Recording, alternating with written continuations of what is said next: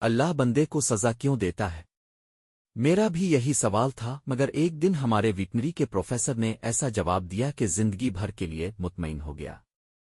وہ کہنے لگے، پچھلے ہفتے ایک غیر معمولی فون آیا کہ 15 منٹ میں دفتر کے ارد گرد کلیئرنس دیں۔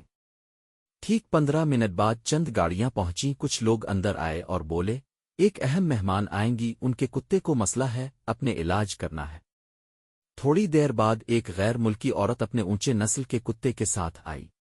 وہ پریشان تھی، کہنے لگی، یہ میرا کتا نافرمان ہو گیا ہے، میں بلاتی ہوں تو بھاگ جاتا ہے، مجھ سے دور رہتا ہے۔ برا مہربانی کچھ کریں، یہ مجھے بہت عزیز ہے۔ پروفیسر نے کتے کو دیکھا اور کہا، اسے ایک رات کے لیے میرے پاس چھوڑ دیں۔ جیسے ہی سب لوگ چلے گئے، پروفیسر نے خادم کو بلایا اور کہا، اس کتے کو بھینسوں والے باڑے میں باندھ دو۔ ساری رات کتے کے ساتھ لٹر ٹریٹمنٹ کرتا رہا۔ ہر آدھے گھنٹے بعد اس پر ٹھنڈا پانی ڈالو۔ بس اتنا ہی کرنا ہے۔ رات بھر کتا سہم کر بیٹھا رہا۔ نہ نرم بستر، نہ ٹھنڈا کمرہ، نہ مزے کی خوراک، صرف تنہائی اور انتظار۔ صبح وہ عورت دوبارہ دفتر پہنچ گئی، پریشانی سے دھڑکتی ہوئی۔ کتوا جیسے ہی اندر آیا، سیدھا دوڑ کر اس کی گود میں جا بیٹھا۔